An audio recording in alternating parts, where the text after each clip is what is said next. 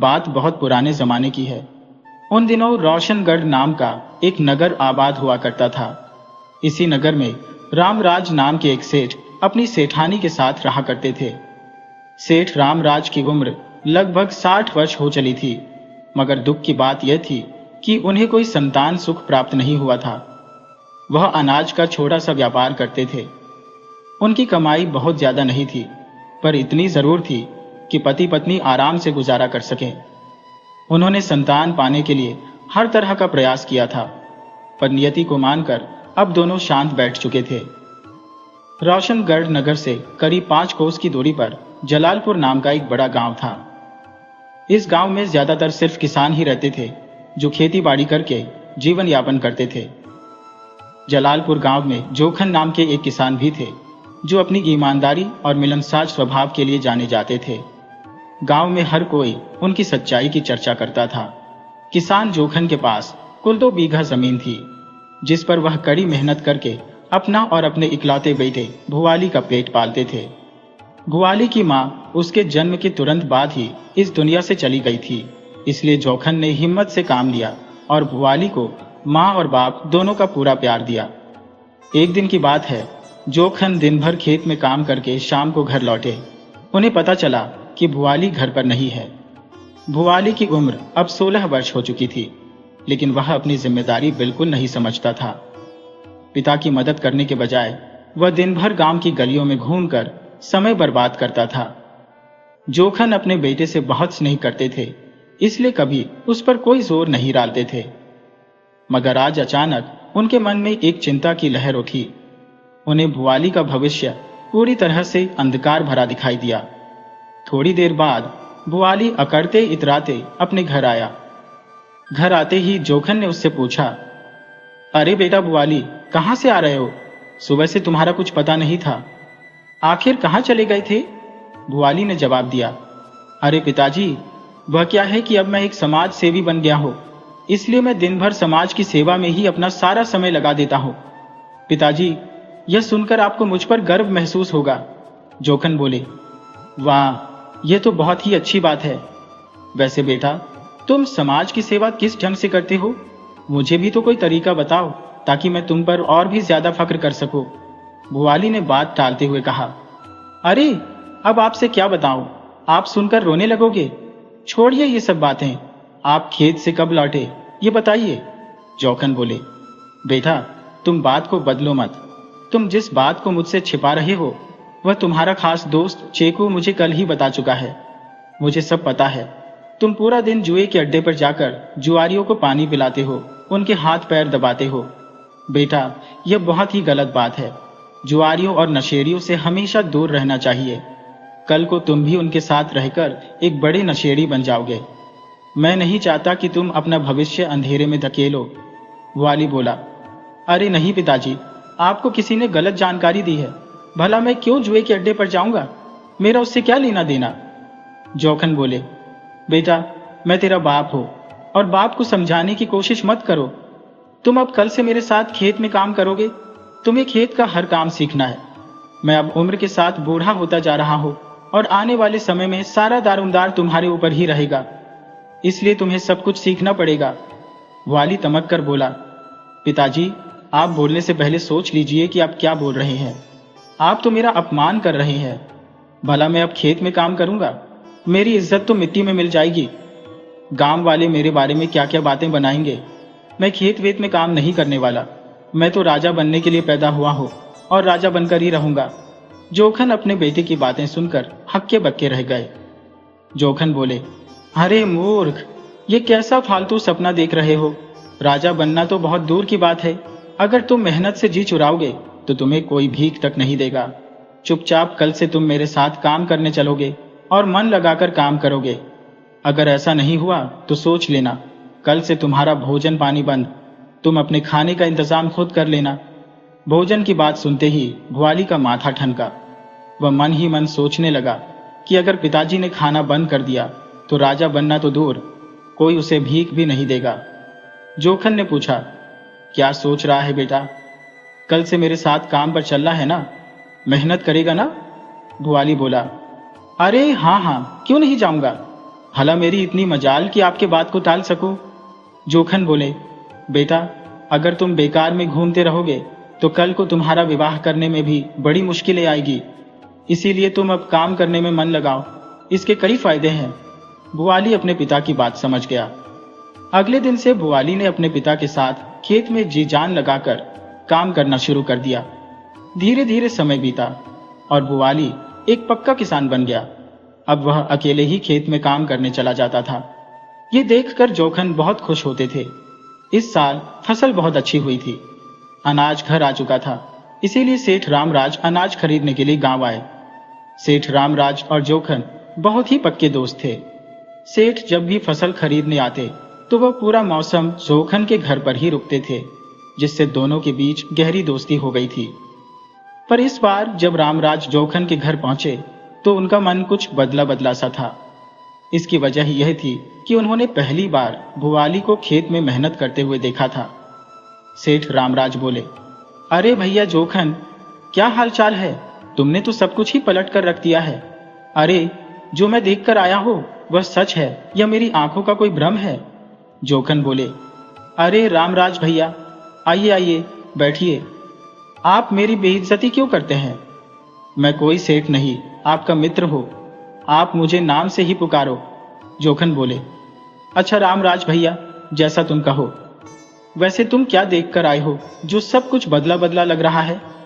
रामराज बोले, अरे भैया, मैंने देखा कि आपका महान पुत्र भुआली गांव के बाहर खेत में काम कर रहा है। क्या वह सचमुच भुआली ही था या मेरी आंखों का भ्रम? जोखन बोले, आपने बिल्कुल सच देखा है, कोई आंखों का भ्रम नहीं था। भुआली सुबह से ही खेत में काम कर रहा है। रामराज बोले, यह तो बहुत ही बढ़िया बात है। अरे, कम से कम वह अपनी जिम्मेदारी को तो समझ गया। जोखन बोले, हाँ भैया, मुझे भी इस बात की बहुत खुशी है। रामराज बोले, भैया जोखन, मैं आसपास के गांवों में जा रहा हूं। फसल खरीदने का मौसम आ गया है। शाम को वापस यही आऊंगा। जोखन बोले, ठीक है भैया, जाइए, मैं आपके ठहरने का इंतजाम कर दूंगा। रामराज वहां से चले गए। इधर दोपहर के समय जोखन भुआली के लिए खाना लेकर खेत पर पहुंचे। भुआली काम में इतना खोया हुआ था कि उसे पता ही नहीं चला कि उसके पिता भोजन लेकर आए हैं। जोखन बोले, बेटा भुआली, आओ बबुआ, भोजन कर लो, इसके बाद काम करना। भुआली बोला, पिताजी, बस 5 मिनट रुक जाइए, खेत का थोड़ा सा काम है, इसे पूरा कर लेने दीजिए, फिर आता हूं। भुआली की बात सुनकर जोखन बहुत खुश हुए। उन्हें अब यह एहसास हो गया था कि उनका बेटा अब जरूर सफल होगा। जोखन की खुशी इतनी ज्यादा बढ़ गई कि उन्हें अचानक दिल का दौरा पड़ गया और वह वही दुनिया छोड़कर चल बसे। भुआली जब खेत से बाहर आया तो वहां का नजारा देखकर उसके पांव तले जमीन खिसक गई। वह तुरंत अपने पिता को कंधे पर उठाकर वैद्य के घर की तरफ भागा। गांव वाले भुआली को देखकर बहुत हैरान हुए। भुआली दुबले पतले शरीर का लड़का था, मगर वह अपने 80 किलो वजन वाले पिता को अपने कंधे पर उठाकर बहुत ही आसानी से भागे जा रहा था। भागता भी क्यों नहीं, उसके पिता ही तो उसकी दुनिया थे। इंसानी फितरत ऐसी ही होती है, जब अपने पर बन आती है तो वह हर संकट को सह लेता है। भुआली अपने पिता को लेकर वैद्य जी के घर पहुंचा। वैद्य जी ने जल्दी से जोखन को कई जड़ी बूटियां पिलाई, पर जोखन पर कोई असर नहीं हुआ। भुआली रोते हुए बोला, वैद्य जी, इन्हें अचानक यह क्या हो गया? मैं तो देखते देखते बर्बाद हो जाऊंगा। वैद्य जी, कैसे भी करके आप मेरे पिताजी को बचा लीजिए, इनके सिवा मेरा इस जहान में कोई नहीं है। वैद्य जी बोले, बेटा भुआली, अपने आप को मजबूत रखो, ये समय हिम्मत से काम लेने का है। मैं इनको बचाने के लिए अपना हर संभव प्रयास करूंगा। भगवान ने चाहा तो मैं बहुत जल्द इनको बचाने में सफल हो जाऊंगा। थोड़ी देर बाद वैद्य जी ने कई जड़ी बूटियां सुंघाई। लगातार 2 घंटे तक वैद्य जी ने अपना हर नुस्खा आजमाया, पर जोखन के ऊपर कुछ भी प्रभाव नहीं पड़ा। भला असर होता भी कैसे? जोखन तो कब के स्वर्ग सिधार चुके थे। अंत में वैद्य जी ने भुआली से कहा, बेटा भुआली, अब तुम्हारे पिता इस दुनिया में नहीं रहे। सच को स्वीकार करो और इनके शरीर को मुख अग्नि देकर इनकी आत्मा को शांति दो। भुआली इतना सुनकर फक कर रोने लगा। वैद्य जी ने जैसे तैसे भुआली को संभाला। शाम को रामराज सेठ बहुत ही खुश मिजाज होकर अपने मित्र जोखन के घर लौटे। पर वहां का नजारा देखकर उनके शरीर पर सांप लौट गया। वह हक्के बक्के रह गए। उन्होंने तुरंत भुआली से पूछा, अरे बेटा भुआली, जौखन भाई को क्या हो गया है? तुम जल्दी से वैद्य जी को बुलाओ, यहां बैठकर रो क्यों रहे हो? ग्वाली बोला, काका जी, अब मेरे पिताजी इस दुनिया में नहीं रहे, मैं अनाथ हो गया काका जी। रामराज बोले, चुप हो जा बेटा, अभी तेरा काका जिंदा है, तू अनाथ नहीं है मेरे बेटे, तू अपने आप को संभाल। रामराज ने जैसे तैसे भुआली को संभाला, परंतु भुआली की हालत एकदम जिंदा लाश जैसी हो गई थी। उसके सदमे ने उसे अपाहिज बनाकर छोड़ दिया था। परंतु सेठ रामराज ने वहां पर मोर्चा संभाला और भुआली को अपने साथ घर ले गए। उन्होंने अपनी सेठानी को सारी बात बताई। सेठानी भुआली का हाल जानकर बहुत दुखी हुई। उन्होंने भुआली को अपने बेटे की तरह मानकर उसकी सेवा में खुद को लगा दिया। धीरे धीरे समय का चक्र चला। समय के साथ भुआली के घाव भरने लगे थे। वह सेठ के साथ उनका व्यापार संभालने लगा, साथ ही गांव की खेती भी देखता था। एक दिन सेठ ने भुआली से कहा, बेटा भुआली, बात ऐसी है कि तुम गांव में खेती के लिए एक अच्छा मजदूर रख लो और तुम मेरे साथ पूरी तरह से मेरे व्यापार में लग जाओ। मुझे पूरा भरोसा है कि तुम इस व्यापार में सबसे सफल व्यापारी बन जाओगे। भुआली बोला, जी काका जी, जैसी आपकी आज्ञा। भुआली अब व्यापार में पूरी लगन से जुट गया। देखते ही देखते 5 साल कब गुजर गए, समय का कुछ पता ही नहीं चला। भुआली सचमुच उस नगर का सबसे बड़ा व्यापारी बन बैठा। नगर में उसके नाम के चर्चे थे। सेठ रामराज और उनकी सेठानी अपने मुंह बोले बेटे के इस कीर्तिमान से बहुत खुश थे। समय के साथ भुआली का विवाह हुआ और उसकी पत्नी घर में आ गई। सेठानी तो फूले नहीं समा रही थी। उनकी बहू इतनी सुंदर थी, साथ ही वह उनकी बहुत सेवा भी करती थी। समय के साथ सेठ और सेठानी बूढ़े हुए और अंततः परलोक सिधार गए। अब सेठ भुआली अपनी पत्नी के साथ अकेले बचे थे। उनके घर में सैकड़ों नौकर काम करते थे। हर तरफ सेठ का जलवा था। सेठ के पास किसी चीज की कोई कमी नहीं थी, फिर भी सेठ बहुत उदास रहते थे। कारण था कि सेठ के विवाह के 10 साल बाद भी उन्हें कोई संतान प्राप्त नहीं हुई थी। सेठ को देखकर ऐसा लगता था कि उन्हें संतान न होने का कोई गम नहीं, परंतु वह अंदर से काफी दुखी थे। लेकिन सेठानी को देखते ही कोई भी कह सकता था कि वह दुखी है। दिन रात सेठानी यही सोचती कि अगर मेरी कोई औलाद नहीं हुई तो फिर हमारे इस धन दौलत को कौन संभालेगा? बुढ़ापे में हमारी सेवा कौन करेगा? उन्होंने कई लोगों से सुन रखा था कि जिनकी कोई औलाद नहीं होती, बुढ़ापे में उनकी धन दौलत नौकर ही लूट लेते हैं, यहां तक कि मारपीट कर घर से बाहर भी निकाल देते हैं। सेठानी इस तरह के विचारों में अक्सर खोई रहती थी। यह सब सोचने से उन्हें रात भर नींद भी नहीं आती थी। जब इसी तरह कई दिन बीत गए तो एक सुबह सेठानी ने सेठ को अपनी व्यथा सुनाई कि आप तो अपने कामों में उलझे रहते हैं, परंतु घर में मैं अकेली पड़ी रहती हूँ। बिन बेटे बेटियों के ये इतना बड़ा महल मुझे काटने दौड़ता है। मुझे ऐसा लगता है जैसे कोई मेरा गला घोंट रहा है। इसलिए आप अपने रोजगार के साथ साथ कोई पुत्र प्राप्ति के लिए भी यत्न करें, ताकि हमारे घर भी बच्चे की किलकारियां गूंज उठे। उन्होंने आगे कहा, हमने कई लोगों से सुना है कि यहाँ से 12 कोस दूर जंगल में एक तपस्वी महात्मा रहते हैं। ये भी सुना है कि उनके आशीर्वाद से कई बांझ स्त्रियां मां बन गई हैं। आप मेरे कहने से एक बार समय निकालकर उनसे मिलने जरूर जाए। अच्छा तो यही रहेगा कि उन्हें अपने घर बुला लाए। संत सेवा से बहुत प्रसन्न हो जाते हैं। हम दोनों उनकी सेवा करेंगे तो वह अति प्रसन्न होंगे। सेठ बोले, वैसे तो मैं इस समय बहुत व्यस्त चल रहा हूँ, दुकान पर कारोबार काफी बढ़ गया है, परंतु तुम कहती हो तो कल ही जाकर सन्यासी से मिलता हो। सेठ सन्यासी से मिलने दूसरे दिन जंगल के अंदर चले गए। जंगल के बीच में सन्यासी ने एक टूटी फूटी कुटिया बना रखी थी, जो काफी जर्जर हो चुकी थी। बरसात का मौसम शुरू हो चुका था, मगर कुटिया की मरम्मत नहीं होने के कारण बारिश का सारा पानी कुटिया में ही आ रहा था। वहां एक और बड़ी समस्या यह थी कि जंगल से पहले ही एक बरसाती नाला बहता था, जिसकी धार बरसात के दिनों में इतनी तेज होती थी कि आदमी तो क्या, हाथी को भी बहा ले जा सकती थी। सेठ ने वहां की दयनीय स्थिति देखी और महात्मा से विनती की कि आप बरसात के 4 महीने मेरे यहाँ विराजे। वर्षा खत्म होने के बाद मैं आपकी कुटिया की अच्छी तरह मरम्मत करा दूंगा। मैं कह ही रहा हूं कि आपके लिए एक बहुत अच्छी कुटिया का निर्माण करा दूंगा। महात्मा बोले, सेठ, मैं सन्यासी हूं और सन्यासी किसी के घर नहीं ठहरा करते, अतः तुम्हारे घर जाना मेरे लिए उचित नहीं रहेगा। सेठ ने जोर देते हुए कहा कि बरसात में खुले आसमान के नीचे सन्यासी भी भीगा नहीं करते, अतः आप मेरी बात माने और मेरे घर पधारें। समझ लीजिए कि मेरा घर जब तक आप विराजेंगे घर नहीं, एक आश्रम रहेगा। संत ने पहले बहुत ना नुक्कर किया, लेकिन सेठ के हट के कारण वह सेठ के घर आने को तैयार हो गए। सेठ और सेठानी ने निस्वार्थ भाव से सन्यासी की सेवा की। 4 महीने के बाद बरसात का मौसम खत्म हुआ तो संत अब अपनी कुटिया में लौटने को तैयार हुए। सेठ उन्हें सम्मान के साथ छोड़ने उनके साथ जंगल चला गया। अपने वादे के मुताबिक सेठ ने बहुत बढ़िया कुटिया का निर्माण कराया। महात्मा सेठ पर बहुत प्रसन्न हुए और सेठ से बोले कि मैं तुम्हारी सेवा से बहुत खुश हूं। तुम मुझसे एक वरदान प्राप्त कर सकते हो। चाहो तो अपने लिए एक पुत्र प्राप्ति का वरदान मांग सकते हो या फिर अक्षय पात्र प्राप्त कर सकते हो। वह पात्र तुम्हें भोजन के साथ साथ अकूत धन संपदा भी दे सकता है। अकूत धन संपदा की बात सुनते ही सेठ लालच में आ गया। आखिरकार वह व्यापारी था और धन की चाहत उसके लिए सबसे ऊपर थी, तो उसने अपने लिए अक्षय पात्र मान लिया।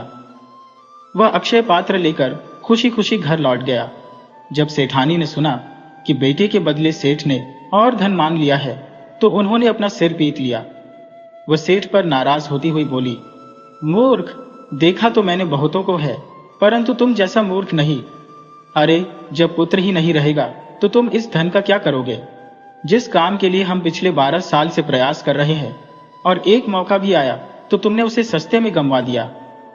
सेठानी बोली, हम तुम्हारे साथ फिर महात्मा के पास चलते हैं और उनसे क्षमा याचना करते हैं। हम इस अक्षय पात्र को उन्हें लौटा देते हैं और बदले में महात्मा से एक पुत्र की मांग करते हैं। दोनों सेठ सेठानी महात्मा के आश्रम पहुंचे। सेठानी ने महात्मा से याचना की, महात्मा जी, हम इस अक्षय पात्र का क्या करेंगे जबकि कोई खाने वाला ही नहीं रहेगा? आप यह अपना अक्षय पात्र वापस रख लीजिए और हमें पुत्र प्राप्ति का वरदान दे दीजिए। महात्मा बोले, सेठानी, यह कोई दुकान नहीं कि जब चाहा सौदा खरीद लिया और पसंद नहीं आने पर वापस जाकर लौटा दिया। अरे, इसका एक वक्त होता है। हम भगवान के एक सेवक मात्र हैं। जो भगवान हमारे मुंह से कहलवा सकते हैं वही कहते हैं। वैसे तुम्हारे सेठ ने पुत्र की मांग न कर अच्छा ही किया। सेठानी बोली, क्या खाक अच्छा किया? सेठ ने तो अपना वंश ही डुबो दिया। महात्मा बोले, सेठानी, मैं तुम्हारी नाराजगी समझ सकता हूं, परंतु मेरे बस में कुछ नहीं। सब करने कराने वाला भगवान ही है। अतः तुम अपने घर लौट जाओ और भगवान की भजन करो। आगे सबका मालिक वही है। सेठानी सेठ पर बहुत नाराज होकर उसे बुरा भला सुना रही थी तो महात्मा ने कहा, सेठानी, आप नाराज ना हो। तुम अगर यह जानना चाहती हो कि सेठ ने पुत्र नहीं मांगकर क्या अच्छा किया तो घर लौटते वक्त नाला पार करके एक गरीब किसान का घर मिलेगा। आज की रात उसी के घर आश्रय मांगकर ठहर जाना। तुम्हारी आंखें खुल जाएगी, तुम्हें तुम्हारे सवालों का सही जवाब मिल जाएगा। सेठानी बोली, हम जरूर जानना चाहेंगे कि आखिर क्या वजह है जो महात्मा खुद अपने मुंह से बताना नहीं चाहते और एक किसान के घर में हमारे सवालों का जवाब मिलेगा। सेठ सेठानी रात होने का इंतजार करने लगे। शाम होने पर सेठ सेठानी जंगल से चले। उस किसान के पास पहुंचते पहुंचते काफी रात हो गई। दोनों उस किसान के पास गए और ठहरने का आश्रय मांगने लगे। किसान बड़ी मुश्किल में पड़ गया क्योंकि उसके पास कोई रात में ठहरने आता ही नहीं था। उसके घर में एक चारपाई थी और पशु के बाड़े में एक बड़ा सा पत्थर रखा था। पशुशाला में उसके पास एक गाय और एक बकरी बंधी थी। किसान अकेले ही रहता था। किसान सेठ से बोला कि आप आई हैं तो आपका स्वागत है। घर आए अतिथि को मैं भगा नहीं सकता, परंतु समस्या यह है कि मेरे पास आपके खाने का कोई प्रबंध नहीं है। सेठानी बोली, हमारे पास खाने का इंतजाम है। हम जिस घर ठहरते हैं उसके लिए हम खुद भोजन का प्रबंध कर देते हैं। आप भी इसमें से ले लो और खाओ। बस आप हम दोनों को अपने घर ठहरने की अनुमति दे दो। किसान बोला, मेरे पशुशाला में एक बड़ा सा पत्थर रखा है, आप दोनों रात में वहीं सो सकते हैं। सेठ सेठानी बोले, आप जहां भी उचित स्थान समझो आश्रय दे दो, हम वहीं ठहर जाएंगे। दोनों सेठ सेठानी रात में किसान के गौशाला में ठहर गए। सेठ तो बहुत थका हुआ था, सो आराम से सो गया, परंतु सेठानी को नींद नहीं आ रही थी। कहाँ वह रोज मखमली गद्देदार पलंग पर सोने वाली आज बिना बिस्तर के खुले में एक पत्थर पर सोई थी। आधी रात में सेठानी ने एक विचित्र घटना देखी कि बकरी और गाय आपस में मनुष्य की तरह बातें कर रही थी। सेठानी ने धीरे से कुहनी मारकर सेठ को जगाया। सेठ और सेठानी दोनों गाय और बकरी की बातें सुनने लगे। गाय बकरी से कह रही थी कि ये सेठ सेठानी आज महात्मा के पास पुत्र प्राप्ति के लिए गए थे। सेठानी सेठ से बहुत नाराज चल रही है क्योंकि सेठ ने बेटे के बदले धन मांग लिया है। बकरी बोली, सेठ बहुत बड़ा लोभी लगता है, इसे अपने लिए पुत्र मांगना चाहिए था। तब गाय बोली, नहीं रे, सेठ ने बिल्कुल अच्छा किया है, क्योंकि सेठ अगर पुत्र मांग लेता तो उसका पुत्र 1 साल बाद मर जाता, जिसकी जुदाई सेठानी बर्दाश्त नहीं कर पाती और समय से पहले मर जाती। दरअसल सेठ के भाग्य में पुत्र का सुख लिखा ही नहीं है। बकरी बोली, तब तो सेठ निसंतान मर जाएगा, ये तो बहुत बुरा होगा। गाय बोली, लेकिन सेठ चाहे तो अपनी किस्मत बदल सकता है। बकरी बोली, वह कैसे? तब गाय बोली, हमारे मालिक को कल जंगल से एक नन्ही सी बच्ची मिली है। अगर सेठ उस बच्ची को हमारे मालिक से मांग लेता है तो उसकी तो तकदीर ही बदल जाएगी। लड़की सेठ के लिए बहुत भाग्यशाली होगी, मगर लड़की के बड़ी हो जाने पर एक दिक्कत आएगी। अगर सेठ अपनी मर्जी से उस लड़की का विवाह करता है तो उसका पति मर जाएगा, जबकि लड़की अपनी मर्जी से विवाह करती है तो उसका पति 100 साल से भी अधिक जिएगा और सेठ के लिए भी वफादार साबित होगा। गाय और बकरी फिर चुप हो गईं। सेठ सेठानी को शंका हुई कि गाय बकरी भला सच कैसे बोल सकते हैं। सेठ सेठानी ने सत्यता जानने के लिए किसान से पूछ ही लिया कि क्या आपके घर एक बेटी भी है? किसान बोला, हाँ, एक अभागन लड़की मुझे कल ही मिली थी, परंतु समस्या है कि स्त्री के बगैर उसका लालन पालन कैसे होगा। सेठानी बोली, आप कृपा कर बच्चे हमें दे दें, बदले में हम आपको बहुत सारा धन देंगे। सेठ सेठानी अक्षय पात्र साथ लिए थे। उन्होंने किसान को कई हजार स्वर्ण मुद्राएं दे डाली। किसान संतोषी था तो उसे खुद ही मना करना पड़ा। सेठ सेठानी उस बच्ची को लेकर चल पड़े और अपने बड़े से महल में आ गए। सेठानी उस बच्ची का लालन पालन अपनी पुत्री समझकर करने लगी। समय का पहिया धीरे धीरे आगे बढ़ने लगा। छोटी सी बच्ची कब सयानी हो गई, किसी को कोई खबर ही नहीं हुई। सेठ सेठानी से बोले कि अब तो बेटी सयानी हो चली है, हमें उसके विवाह के विषय में सोचना चाहिए। सेठानी बोली, खबरदार, भूल से भी ऐसी बात जुबान पर मत लाना। आपने सुना नहीं था कि गाय ने क्या कहा था? हमारी बेटी अपनी पसंद की शादी करेगी और वही हमारी भी पसंद होगी। माखन आपू नाम का एक गांव था। वहां एक बहुत गरीब किसान रहता था। उसका एक बेटा था जिसका नाम संतोष था। बाप बेटा परिश्रम करने के बाद भी ठीक से अपना गुजारा नहीं कर पाते थे। अतः दोनों बाप बेटा ने फैसला किया कि अब हम राजनगर चलेंगे और वहीं कोई काम धंधा कर अपना गुजारा करेंगे। वे कई दिनों तक काम की तलाश में इधर उधर घूम रहे थे। सेठ की बेटी कविता रोज की तरह बाजार में कोई सामान लेने पैदल ही गई हुई थी। वह अक्सर लाल कपड़ा ही पहना करती थी। किसी ने शरारतवश काम से लाकर एक सांड छोड़ दिया था जो लाल कपड़ा देखकर भड़क उठता था। सांड ने कविता को देखकर हमला कर दिया। वह उसे उठाकर फटकने ही वाला था कि संतोष और उसके पिता ने सांड की पूंछ पकड़कर जोर से घुमाना शुरू कर दिया। वे बहुत देर तक सांड को घुमाते रहे तो सांड किसी तरह अपनी जान बचाकर भागा। इस तरह दोनों ने कविता की जान बचा ली थी। कविता ने इसके लिए दोनों को धन्यवाद दिया और बोली कि आप लोग बहुत भले आदमी हो। इस नगर में कभी कोई किसी की मदद नहीं करता, परंतु आप दोनों तो जैसे फरिश्ता हो। आप लोग इस नगर में कहाँ रहते हो और क्या करते हो? संतोष बोला, हम गांव के रहने वाले हैं और काम की तलाश में शहर आए हुए हैं, लेकिन हम अभागे हैं। अभी तक हमें कोई काम नहीं मिला है। कविता बोली, अरे, आप लोगों ने मेरी जान बचाई तो हमारा भी आपके प्रति कुछ कर्तव्य बनता है। आप दोनों को कहीं और काम ढूंढने की जरूरत ही नहीं। आप मेरे साथ चलो, अभी से समझ लो आपको काम मिल गया। मैं आप लोगों को रहने खाने पीने की भी व्यवस्था करा दूंगी। और काम भी आप दोनों को बहुत आसान दिलवाऊंगी। संतोष ने पूछा, तो क्या तुम भी कहीं काम करती हो? कविता बोली, नहीं, मैं काम नहीं करती। मैं इस नगर के सबसे बड़े सेठ रामराज की बेटी हूँ। हमारे पिता के कारोबार में 1000 से ज्यादा कामगार काम करते हैं। परंतु आप दोनों चिंता न करें, मैं आप दोनों को सम्मानजनक काम दिलवाऊंगी। आप दोनों को कभी महसूस ही नहीं होगा कि आप हमारे यहाँ नौकर हो। वह दोनों को लेकर अपने पिता के पास गई। फिर उसने अपने पिता से वो पूरी कहानी सुनाई कि दोनों ने किस प्रकार उसे सांड से बचा लिया है। सेठ रामराज बोले, वाकई दोनों बड़े काम की चीज है, परंतु अभी हम इन्हें कोई बड़ी जिम्मेदारी का काम नहीं सौंप सकते। फिलहाल दोनों हमारी छोटी सी गौशाला में हमारी 2-4 गायों की देखभाल करें। हम इन्हें अन्य कामगारों के मुकाबले 3 गुना ज्यादा पगार देंगे।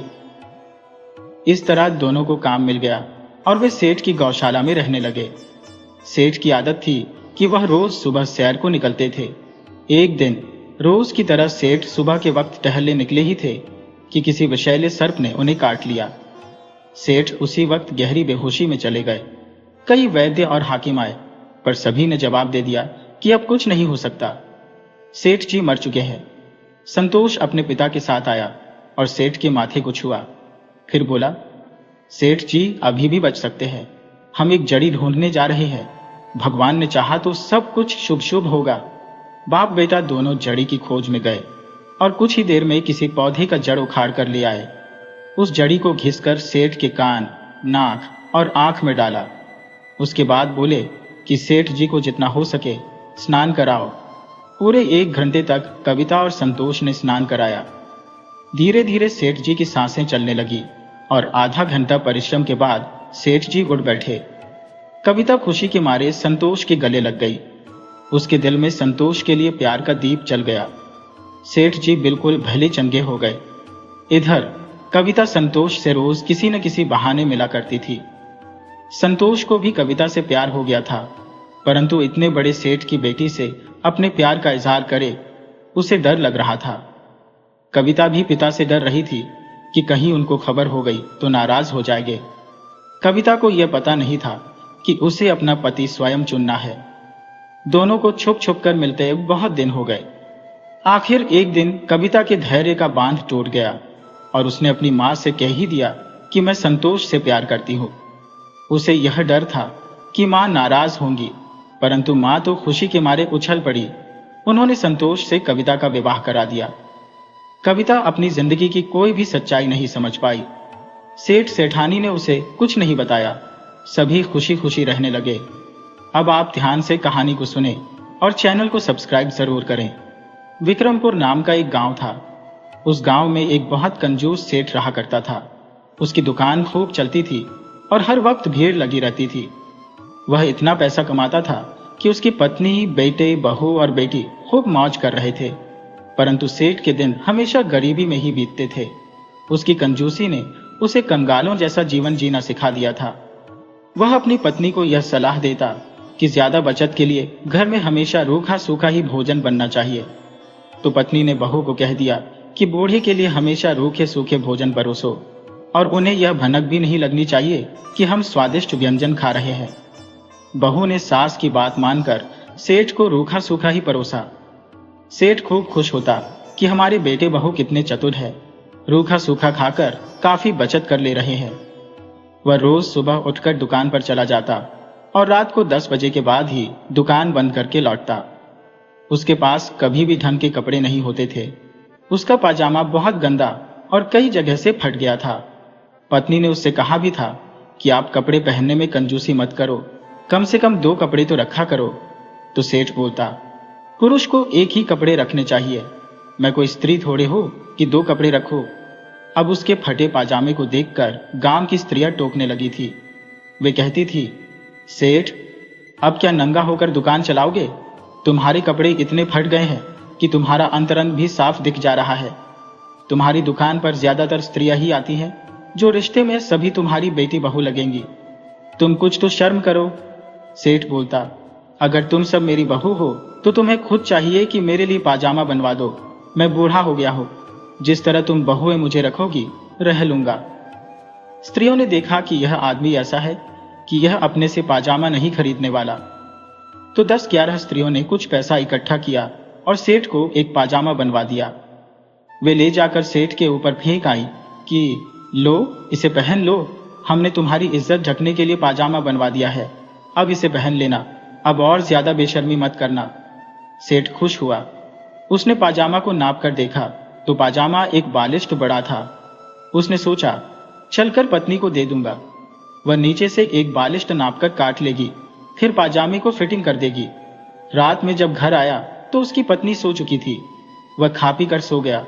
सुबह में जल्दी उठा और पत्नी से बोला कि भाग्यवान, ये पाजामा एक बालिश्त बड़ा बन गया है, तुम अपने बालिश्त से एक बालिश्त नापकर छोटा कर दो। स्त्री बोली, अभी मैं पूजा पाठ में व्यस्त हूं, खाली होने पर ठीक कर दूंगी, आप आज पुराने वाला कपड़ा पहनकर दुकान चले जाओ। सेठ को लगा कि पत्नी मेरे पाजामे को फिटिंग नहीं करने वाली। वह बहू के पास गया और बोला, बहू, मेरे पाजामे को एक बालिश्त छोटा करना है। बहू बोली, पिताजी, मैं अभी आपके लिए खाना तैयार कर रही हूं, पाजामा को अपने कमरे में रख दीजिए, मैं रसोई से खाली होते ही छोटा कर दूंगी। सेठ को लगा कि बहू सचमुच व्यस्त है। वह अपनी बेटी के पास गया। बेटी ने कहा, पिताजी, अभी बच्चे की देखभाल कर रही हो, खाली होते ही ठीक कर दूंगी, आप आज पुराने कपड़े ही पहनकर दुकान चले जाओ। सेठ समझ गया कि मैं गलत वक्त पर खुद ही हूं। सेठ पुराना पाजामा पहनकर दुकान गया तो स्त्रियों ने देखा कि सेठ तो नया पाजामा देने के बाद भी पुराना पाजामा पहनकर आया है, तो सोची कि लगता है सेठ ने पाजामा बेच दिया है। वे सेठ पर बहुत नाराज हुई और बोली, आपको यदि दुकान चलानी है तो ढंग के कपड़े पहनकर आने होंगे, नहीं तो कल से सड़े गले टमाटरों से आपका स्वागत होगा। इधर सेठ की पत्नी पूजा पाठ से खाली हुई तो उन्हें ख्याल आया कि सेठ जी ने पाजामा छोटा करने को बोला था, तो वह पाजामे को एक बालिश्त काट कर छोटा कर दी और पाजामे को संभाल कर रख दिया। उधर रसोई से बहू खाली हुई तो सोची कि ससुर जी पाजामा छोटा करने को बोल गए हैं। वह भी एक बालिश्त पाजामे को काट कर छोटा कर दी और पाजामे को संभाल कर रख दिया। तभी सेठ की बेटी को ख्याल आया कि पिताजी ने कहा है कि पाजामे को फिटिंग करना है, तो वह भी पाजामे को एक बालिश्त काट कर छोटा कर दी और पाजामे को संभाल कर यथास्थान रख दी। शाम में सेठ आया तो पहले पाजामे को ही उठाकर देखा, मगर अपने पाजामे को देखकर माथा पकड़ लिया। उसका पाजामा अब अंडरवियर बन चुका था। अविश्वासी होने के कारण पाजामा छोटा करने का जिम्मा किसी एक को नहीं दिया था, वह सभी को बोल गया था। परिणाम यह हुआ कि पाजामा अंडरवियर में बदल गया था। धनी सेठ की किस्मत में फटा पाजामा ही पहनना लिखा था।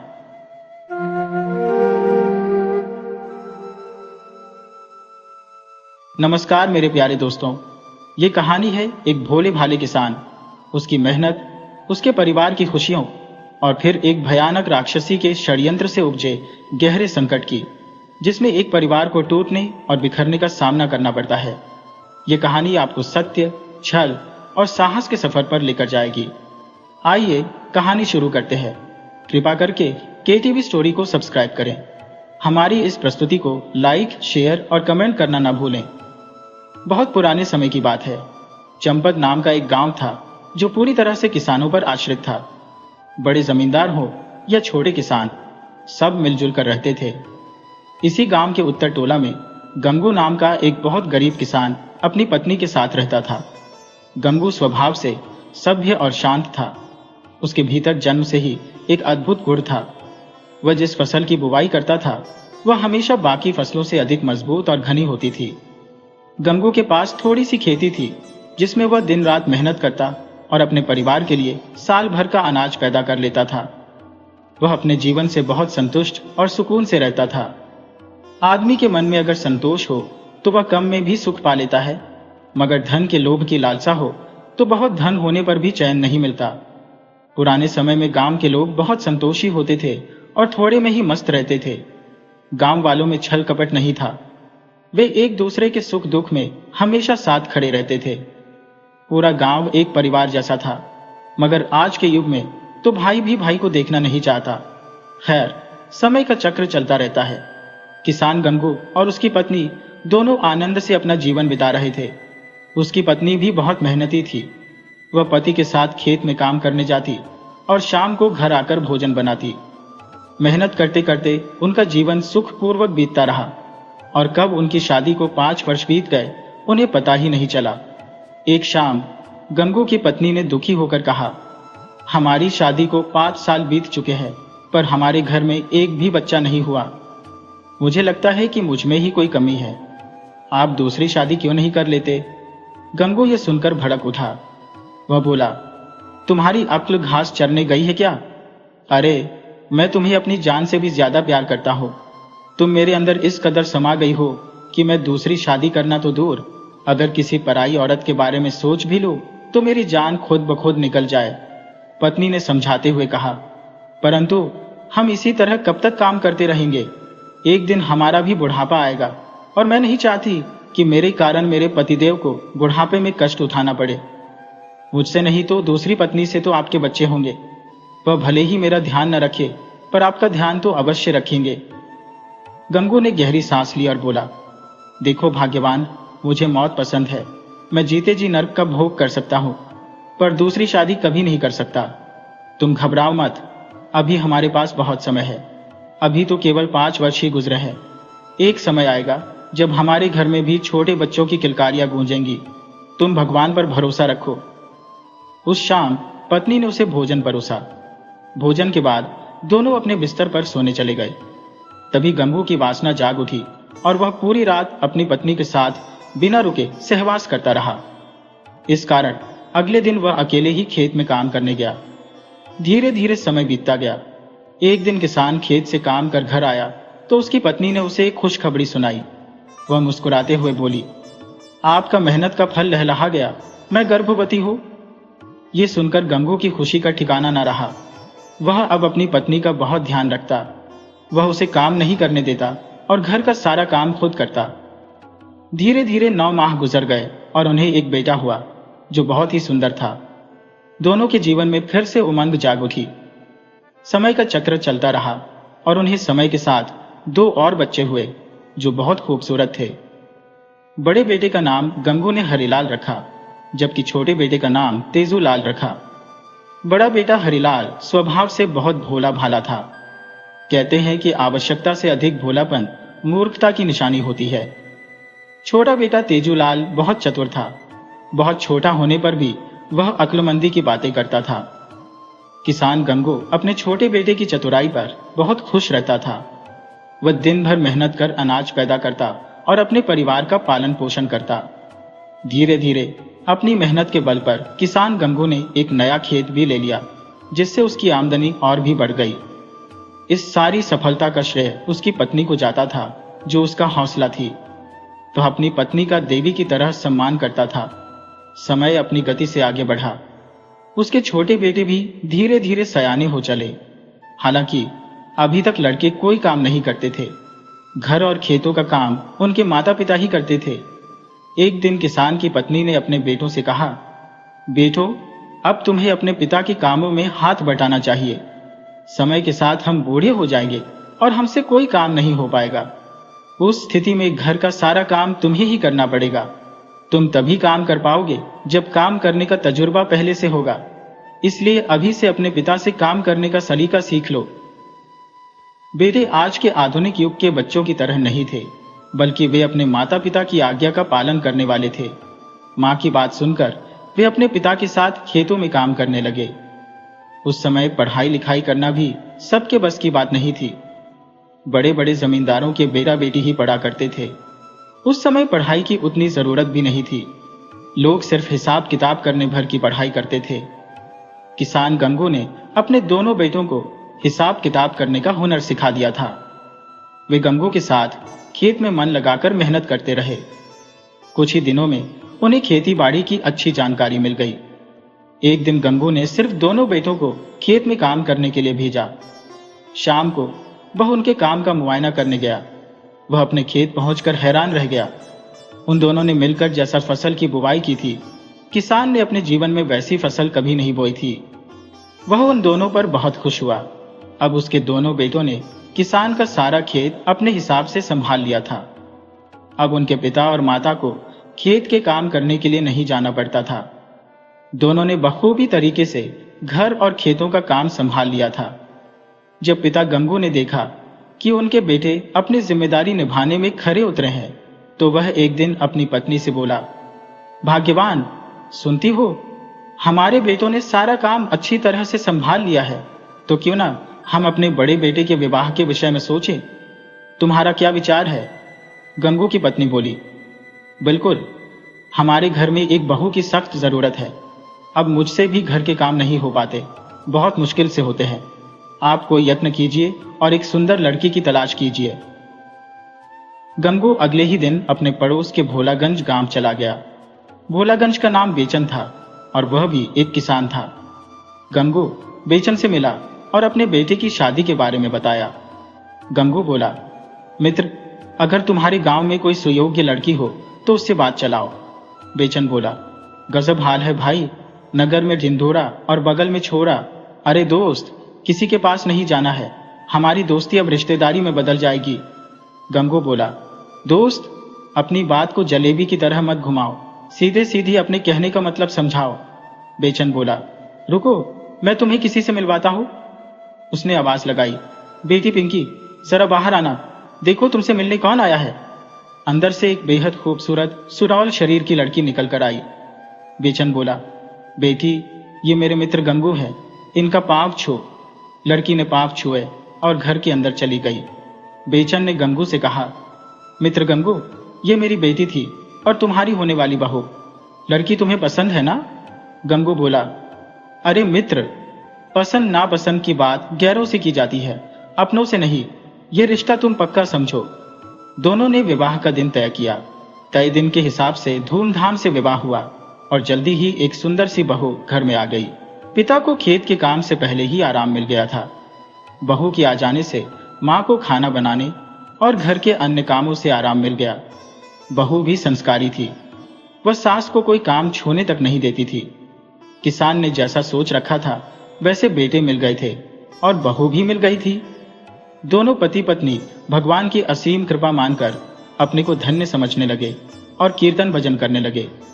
सभी के दिन आनंद से गुजर रहे थे, लेकिन सुख के दिन ज्यादा दिन तक नहीं रहते। प्रकृति का नियम है कि अगर दिन है तो रात होगी ही। जब अगला साल आया तो अपने साथ मुश्किलें लेकर आया। आसमान से पानी की एक बूंद भी धरती पर नहीं गिरी। बादल आए और बिन बरसे चले गए। खेतों की फसल चौपट हो गई और भयंकर सूखा पड़ गया। किसान के घर में पहले से संचित बहुत अधिक अनाज नहीं था। पिछली साल का अनाज बेचकर बेटे का विवाह हुआ था और घर का खर्च भी अनाज बेचकर चलता था। किसान के घर में सब कुछ अनाज के बिकने पर ही होता है।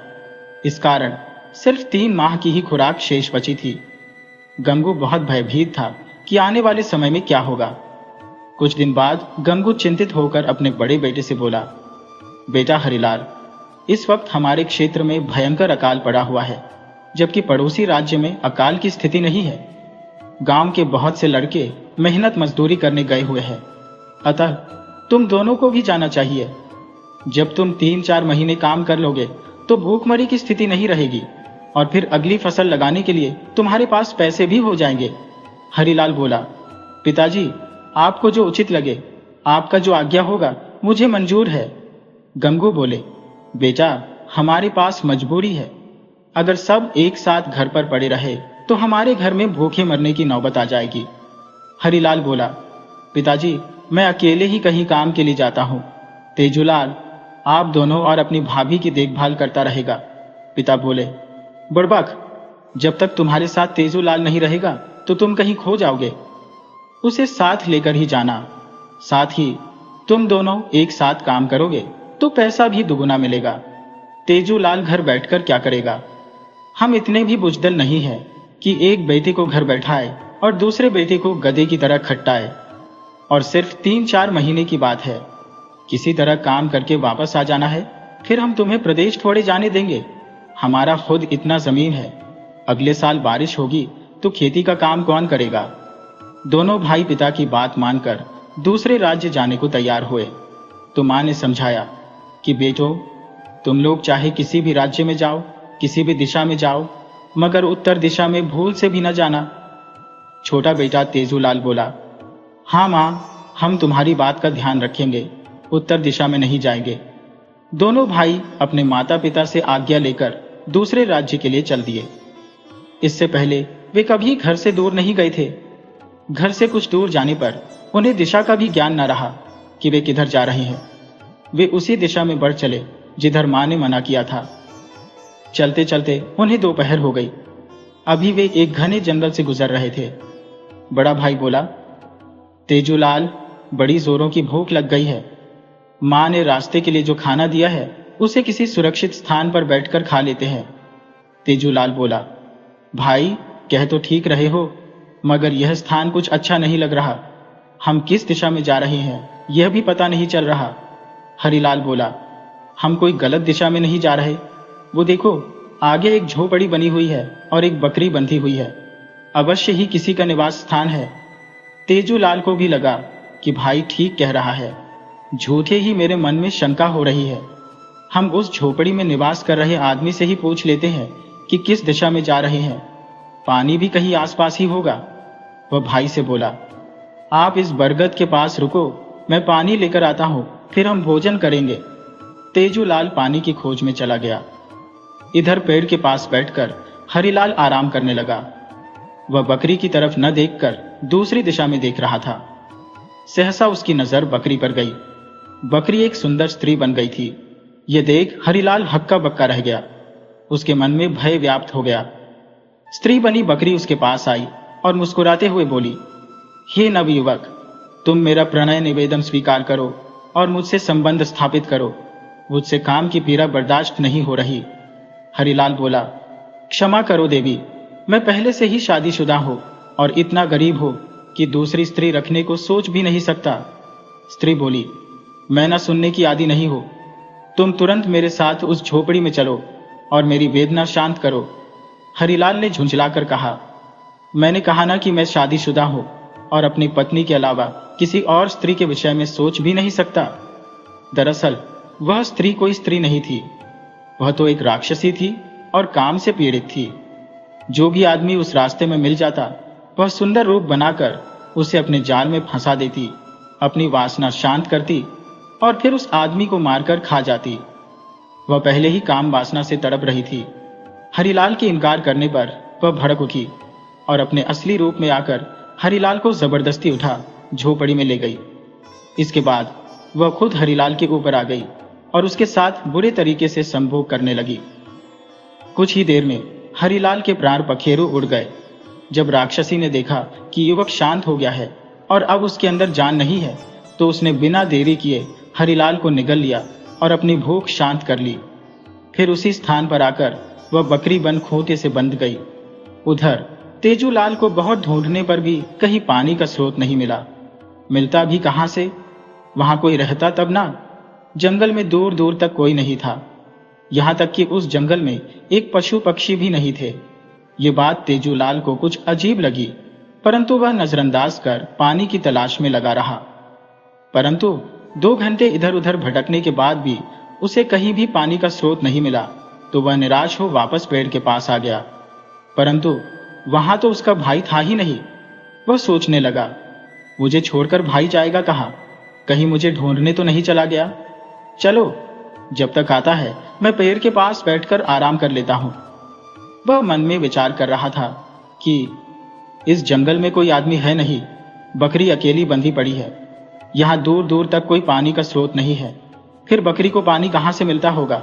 इसे बांधकर कौन रखा है? वह बैठा तो दूसरी तरफ मुंह करके था, परंतु उसकी पैनी नजर बकरी पर थी। उसे मां की बात भी याद आ रही थी कि उत्तर के जंगल में मत जाना।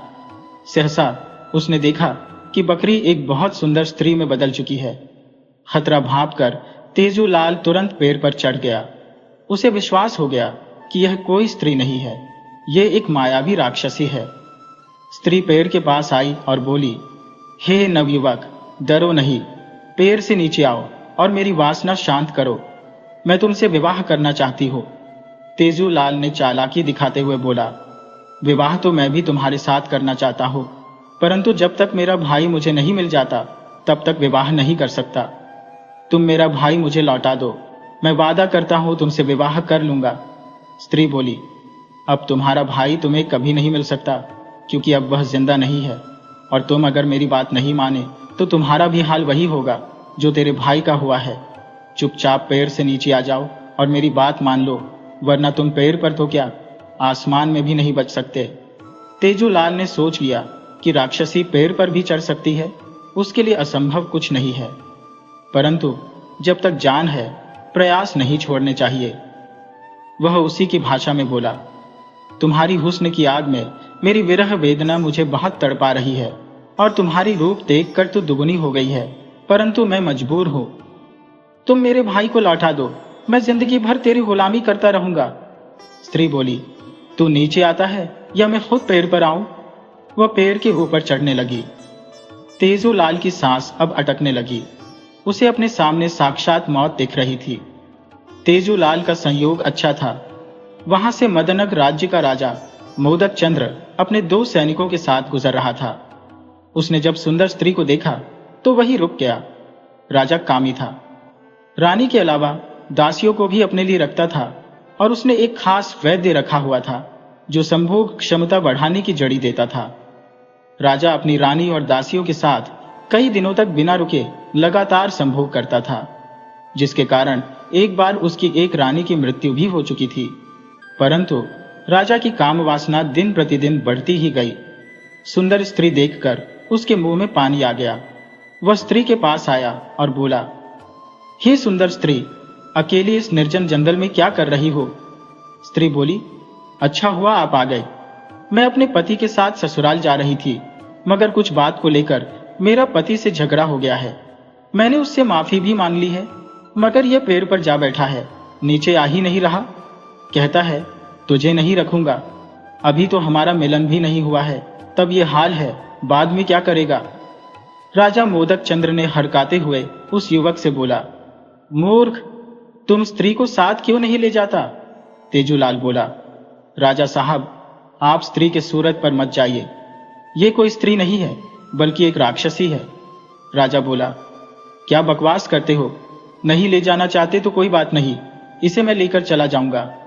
तेजूलाल बोला, आप ही इसे ले जाओ, मुझे यह स्त्री नहीं चाहिए। राजा स्त्री को देखकर मोहित हो गया था। राजा बोला, गद्दी को सोने की परख नहीं होती, बंदर साले, बैठे रहो पेड़ पर। राजा उस स्त्री से बोला, सुंदरी, मैं तुम्हें रानी बनाने के लिए तैयार हूं। तुम हमारे आग्रह को स्वीकार करो और हमारे साथ महल चलो। राक्षसी चाहती तो राजा को अपना शिकार बना उसे भी निगल जाती, परंतु 2 सैनिकों के साथ राजा को देख वह समझ गई कि यह कहीं का राजा है। इसी कारण वह नाटक करने लगी। उसको तो राजा का राज्य चाहिए था, जो वह चाहती थी वही हुआ। राक्षसी को तो जैसे पूरा साम्राज्य मिल गया। वहां तो उसे खाने के लिए कोई कमी ही नहीं थी। इसी कारण वह एक राजा को खाने से बेहतर उसके साथ उसके महल में रानी बनकर रहना समझी। वह राजा के साथ महल में चली गई। राजाओं की यह आदत थी कि वे एक साथ कई विवाह कर लेते थे, तो बड़ी रानी को कोई विशेष आश्चर्य नहीं हुआ। वह राजा के चरित्र को पहले से ही जानती थी। वह राजा के साथ महल में रहने लगी। इधर वह लड़का जिसका नाम तेजूलाल था, वह घर लौट गया और अपने माता पिता और भाभी से हरिलाल के विषय में बताया कि राक्षसी उसे खा गई है, और उस राक्षसी को राजा सुंदर स्त्री समझ अपने साथ लेता गया है। घर में तो जैसे कोहराम मच गया। माता पिता ने बेटा खो दिया था और पत्नी ने पति। वही भाई की भयावह मृत्यु पर तेजूलाल काफी दुखी था, मगर दुखी रहने से भी भोजन की समस्या हल नहीं होने वाली थी। अकाल के कारण उसके पास कोई चारा नहीं था। 15 दिन बाद तेजूलाल पुनः दूसरे राज्य में काम की खोज के लिए निकल पड़ा, परंतु उसकी भाभी ने आकर उसका रास्ता रोक लिया। बोली, मैं पहले ही अपने पति को खो चुकी हूं, परंतु तुम्हें नहीं खो सकती। अब मेरा आखिरी सहारा तुम ही हो। मैं तुम्हारे साथ ही मरने जीने को तैयार हो। अतः मेरा हाथ पकड़कर मेरी अंधेरी जिंदगी में फिर से दीप जला दो। माता पिता की सहमति से तेजूलाल अपनी भाभी का सहारा बन गया, और अब वह फिर कभी दूसरे राज्य नहीं गया, बल्कि अपने पड़ोस के गांव में जाकर मेहनत मजदूरी करने लगा। मजदूरी करने पर उसे कुछ पैसे मिल जाते, जिससे घर का भोजन खर्च निकल जाता। धीरे धीरे समय गुजरा। अगले साल मूसलाधार बारिश हुई। बारिश होने के बाद तेजूलाल तुरंत फसल की बुवाई कर दिया। कुछ ही समय में अनाज निकलने लगा। लगभग तेजूलाल की गाड़ी फिर से पटरी पर लौट आई, परंतु तेजूलाल के दिल में एक घाव बन गया था। वह अपने भाई को नहीं भूल पाया था। समय के साथ उसका सब कुछ अच्छा होने लगा।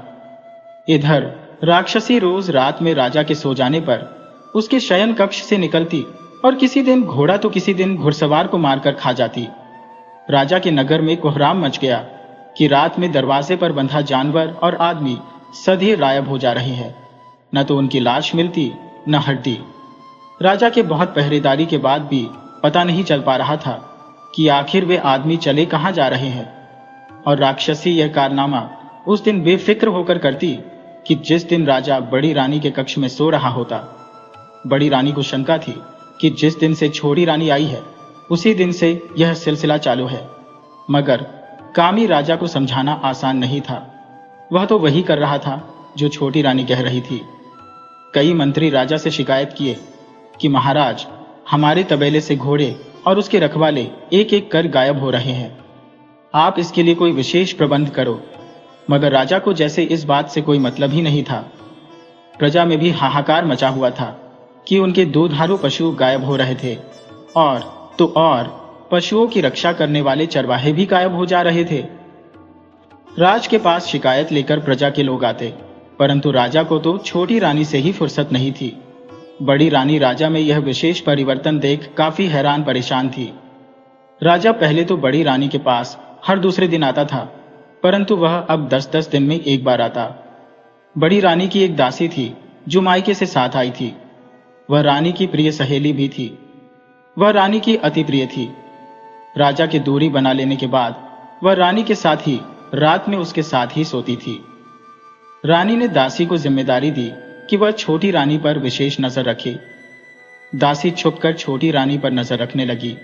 उसने देखा कि आधी रात में छोटी रानी अपने कक्ष से निकली और आगे बढ़ी। वह गुप्त दरवाजे के पास जाते जाते राक्षसी में बदल गई। दासी डरकर बड़ी रानी के पास भाग आई और बड़ी रानी को बताई कि रानी, वह राजा की नई रानी कोई स्त्री नहीं है बल्कि राक्षसी है। वह अभी अभी गुप्त दरवाजे के पास गई है। रानी दासी से बात सुन बहुत डर गई। दासी की बात की सच्चाई जानने के लिए रानी दासी के साथ गुप्त दरवाजे के पास छुपकर बैठ गई। 1 घंटे बाद राक्षसी अपने राक्षसी रूप में गुप्त दरवाजे तक आई और एक सुंदर स्त्री के रूप में परिवर्तित हो गई। यह नजारा रानी ने भी अपनी आंखों से देख लिया था। अब कोई संशय नहीं रह गया था। बड़ी रानी ने यह बात राजा से बताने के लिए राजा से अकेले में मिलना चाहती थी, परंतु छोटी रानी राजा का साथ एक पल के लिए नहीं छोड़ रही थी। तो बड़ी रानी ने उसी के सामने राजा से उसके खिलाफ शिकायत कर दी कि राजन, आप जिस स्त्री के साथ सुंदर स्त्री समझकर रात बिता रहे हैं वह कोई स्त्री नहीं बल्कि मायावी राक्षसी है। यही हाथी, घोड़े और हमारे प्रजा के लोगों को खा रही है। राजा बड़ी रानी की बात सुनकर बोला, रानी, तुम पागल तो नहीं हो गई? अरे, मानता हो कि तुम अपनी सौतन से जल भून रही हो, परंतु इसका मतलब यह नहीं कि तुम इस पर इतना बड़ा इल्जाम लगा दो। तुम्हें यह पता है कि यह मेरे साथ ही हमेशा रहती है, साथ खाती है और साथ ही सो जाती है। एक पल के लिए मेरा साथ नहीं छोड़ती। छोटी रानी को मौका मिल गया। वह राजा से बोली, महाराज, बड़ी रानी मुझ पर ही नहीं आप पर भी इल्जाम लगा रही है। आप मेरे साथ रहते हैं तो इसका कहने का मतलब जो कुछ बाहर षड्यंत्र हो रहा वह हम दोनों मिलकर कर रहे हैं। आप समझिए महाराज कि आप बड़ी रानी के साथ नहीं रहते, इसलिए यह खुद षड्यंत्र कर रही है। इसके षड्यंत्र में इसकी दासी भी शामिल है। दोनों मिलकर आपको बदनाम कर रही है। इनकी झूठ प्रजा तक पहुंचे, आप इन्हें शूली चढ़वा दो। राजा बोला, छोटी रानी, हम इस दुष्ट को अवश्य शूली चढ़ा देता, परंतु हमारी मजबूरी है। हमारे राज्य में स्त्री को शूली नहीं चढ़ाया जाता। मगर इसका मतलब यह नहीं कि रानी की गुस्ताखी को माफ कर देंगे। राजा बड़ी रानी से बोला कि तुम अपनी दासी के साथ इसी वक्त हमारा राज्य छोड़कर चली जाओ। बड़ी रानी बोली, महाराज, मुझ पर इतना बड़ा जुल्म मत करो। आपको नहीं पता कि आपकी संतान हमारे पेट में पल रही है। छोटी रानी राजा से बोली, देख लीजिए महाराज, अब यही सब देखना बाकी रह गया था। ये व्यभिचार भी करने लगी है। सोचिए महाराज, सोचिए, जब आप इसके पास जाते ही नहीं तो इसके पेट में बच्चा कहां से आ गया? आप मेरी मानिए तो इसी वक्त इस दुराचारी को मार डालिए। ये दया की पात्र नहीं है। राजा बड़ी रानी से बोला कि दुष्ट स्त्री, इससे पहले कि मुझे गुस्सा आ जाए और तेरी हत्या कर दूं, अभी इसी वक्त महल छोड़कर चली जा। दासी रानी से बोली, रानी अब कुछ मत बोलना, यहां से चलो। दोनों वहां से तुरंत निकल गई। रानी ने देख लिया था राजा उस राक्षसी का रटा रटाया तोता बन चुका है। वह अपने से कुछ बोल ही नहीं सकता। रानी और दासी ने सोच लिया कि यह राजा तो अब गया काम से, मगर इस वक्त पेट में पल रहे बच्चे को बचाना बहुत जरूरी है, वरना इस राज्य का उत्तराधिकारी भी मिट जाएगा। रानी अपनी प्रिय सहेली दासी के साथ जंगल में चली गई। जंगल में रानी के पिता के गुरु एक सिद्ध महात्मा आश्रम बनाकर रहा करते थे। रानी दासी के साथ उनके आश्रम में पहुंच गई और महात्मा से अपनी व्यथा सुनाई तो महात्मा बोले, बेटी तू इस वक्त कहीं मत जा, अपने पिता के पास भी नहीं। इस वक्त मेरी पत्नी के साथ तू आश्रम में ही निवास कर। तेरी किस्मत में विधाता ने जितना कष्ट लिख रखा है उतना कष्ट तो तुम्हें भोगना ही पड़ेगा, मगर कष्ट एक बुरे सपने की तरह निकल जाएगा। रानी दासी के साथ महात्मा के आश्रम में रहने लगी। रानी अपनी प्यारी सहेली दासी से बोली कि तुम अब अपने घर लौट जाओ और अपनी शादी विवाह कर अपना घर बसा ले। मेरे साथ कहां इस जंगल में दुख भोगती रहेगी? दासी बोली, रानी राजा ने मुझे विवाह के लायक छोड़ा कहां है? अरे मेरे पेट में भी उसका बच्चा पल रहा है। इस अवस्था में मैं अब कैसे किसी से विवाह कर सकती हूँ? कौन मुझे स्वीकारेगा? रानी बोली, परेशान मत हो मेरी बहन, वो राजा ही तुम्हें स्वीकारेगा। बस वक्त वक्त की बात है, इंतजार कर। रात कितनी भी अंधियारी क्यों ना हो, प्रभात को आने से नहीं रोक सकती, सूर्योदय को नहीं रोक सकती। दोनों महात्मा के आश्रम में समय गुजारने लगी। समय के साथ रानी और कुंवारी दासी ने एक एक पुत्र को जन्म दिया। दोनों पुत्र महात्मा के आश्रम में पलने लगे। समय गुजरा, दोनों बालक बड़े हुए। दोनों रंग रूप में बहुत सुंदर थे। महात्मा ने रानी के पुत्र का नाम सूर्य प्रकाश रखा था तथा दासी के पुत्र का नाम चंद्र प्रकाश रखा था। जब दोनों 15 साल के हुए, महात्मा ने उन्हें हर तरह की शिक्षा दे दी थी। तो महात्मा ने उन्हें राजमहल जाने को कहा और बताया कि तुम दोनों राजा के भोजनालय में नौकरी कर लो। हाँ, अपनी पहचान छिपाकर रखना, किसी को खबर ना हो पाए कि तुम दोनों राजा के पुत्र हो। हम तुम्हें एक एक ताबीज देते हैं, इसे गले से मत उतारना। किसी दिन मौका मिले तो छोटी रानी के भोजन में इस ताबीज का स्पर्श करा देना। वैसे इस कार्य के लिए जल्दबाजी मत दिखाना, आराम से सही वक्त का इंतजार करना। दोनों राजमहल के लिए चल दिए। रास्ते में देखा कि प्रजा बहुत दुखी है, किसी के चेहरे पर कोई खुशी नहीं है। कुछ लोग राजा को कोस रहे हैं कि ऐसा दुष्ट राजा कोई नहीं हुआ, इतना बड़ा काम ही है कि एक पराई स्त्री के मुंह में फंसकर धर्मात्मा रानी को महल से निकाल दिया, और वह स्त्री कोई स्त्री नहीं, राक्षसी है। ये बात प्रजा को भी मालूम है, परंतु राजा को पता नहीं। वह राक्षसी को पत्नी बना उसके साथ 15 साल से रह रहा है। अच्छा हुआ जो राजा से उसको कोई पुत्र नहीं हुआ है, वरना राक्षस राज्य स्थापित हो जाता। तरह तरह की बातें सुनते हुए दोनों राज दरबार पहुंच गए और राजा से बताया कि हम जंगल के पास के गांव से आए हुए हैं, हम एक किसान के पुत्र हैं, हम आपके दरबार में नौकरी करना चाहते हैं। राजा नौकरी पर रखने से पहले अपनी रानी की तरफ देखा। रानी ने पहले ही सोच लिया था कि इतने सुंदर है कि इन्हीं महल के अंदर ही कोई काम देना चाहती हो, इनके साथ तो मैं रात भी बिता सकती हूँ। उसके मन में काम वासना हिलोरे ले रही थी। राजा से बोली, आप इन्हें अपने भोजनालय में रख लें। वहां से छूटने के बाद रानी के कक्ष में टहल बजाओगे और रानी के आदेश का पालन करोगे। राजा ने तुरंत दोनों को आदेश दे दिया कि तुम दोनों को भोजनालय में नौकरी दी जाती है। वहां से छूटने के बाद रानी के कक्ष में टहल बजाओगे और रानी के आदेश का पालन करोगे। दोनों तैयार हो गए। उधर रानी को तो खुशी का ठिकाना न था कि राजा ने खुद ही आदेश दे दिया है कि रानी के आदेश का पालन करोगे। अब तो मैं इन्हें अपने साथ सोने की भी आदेश दे सकती हूँ। शाम में काम खत्म कर रानी के कक्ष में आए तो रानी ने दोनों से अपना हाथ पैर दबवाने का आदेश दिया। फिर बोली कि मेरे साथ सो रहो। सूर्य प्रकाश बोला, रानी आप मेरी मां के समान हो, कुछ तो शर्म करो। रानी बोली, तुम चुपचाप मेरे आदेश का पालन करो। सूर्य प्रकाश बोला, ठीक है, तुम मुझसे पति की तरह सेवा चाहती हो तो तुम्हें भी मेरे पास पत्नी की तरह आना होगा। पहले पलंग से नीचे उतरो और फिर एक पत्नी की तरह हमारी सेवा करो। रानी पलंग से उतर गई, मगर लाख प्रयत्न के बाद भी पलंग को छू न सकी, क्योंकि ताबीज के असर के चलते उसे पलंग छूते ही सारे शरीर में जलन होने लगती थी। राजकुमार बोला, क्या हुआ, देर क्यों कर रही हो? शायद राजा से डर रही हो। रानी ने सोचा, अरे राजा के आने का वक्त हो गया है, इस तरह देख लिया तो हम पर शंका कर बैठेगा और दोनों को नौकरी से भी निकाल देगा।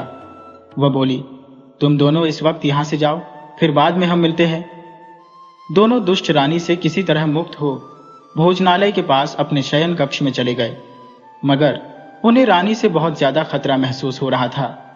सोच रहे थे कि अगर हम रानी की किसी बात से इनकार करते हैं तो हमें राजा से मरवा सकती है। चंद्र प्रकाश बोला, भाई हमें जल्दी कोई उपाय कर रानी से निपट लेने चाहिए, वरना विलंब होने पर कहीं वही ना हमें निपटा दे। सूर्य प्रकाश बोला, भाई तुम ठीक कह रहे हो, हम आज रात ही सभी खेल खत्म कर देते हैं। दोपहर में दोनों राजा रानी को भोजन लेकर गए। रोज दोपहर में एक दासी राजा रानी को भोजन कराती थी, मगर उसकी तबीयत खराब होने के कारण उसने दोनों को ही भोजन ले जाने को भेज दिया था। दोनों ने मौके का खूब लाभ उठाया था। अपना ताबीज रानी के भोजन से स्पर्श करा दिया था। रानी ने ज्यों ही पहला निवाला मुंह में डाला, वह असली रूप में परिवर्तित होने लगी। राजा ये देख घबराने लगा और बोला, अरे तुम्हें यह क्या हो रहा है, तुम राक्षसी हो।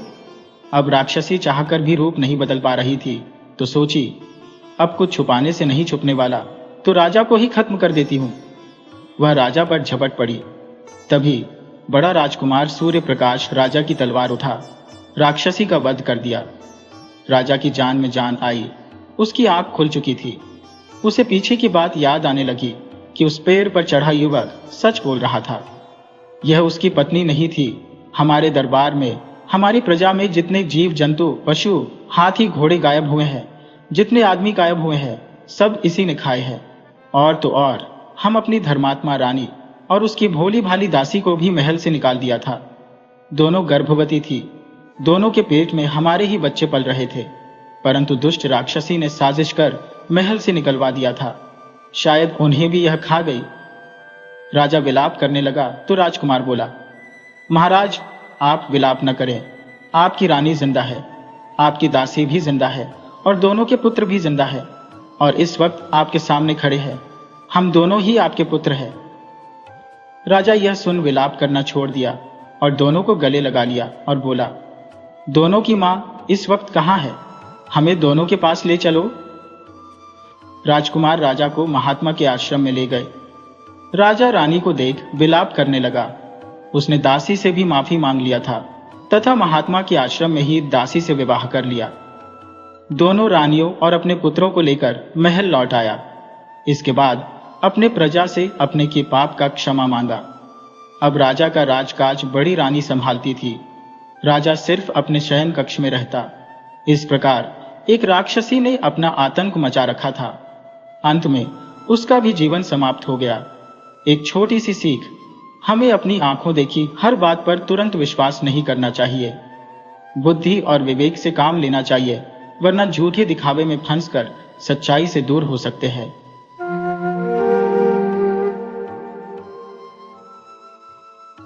नमस्कार मेरे प्यारे दोस्तों, आज मैं आपको एक प्रेरक और अद्भुत लोक कथा सुनाने जा रहा हूं, जिसमें एक गरीब किसान के धैर्य, विवेक और उसके विश्वास पात्र मित्र की कहानी है।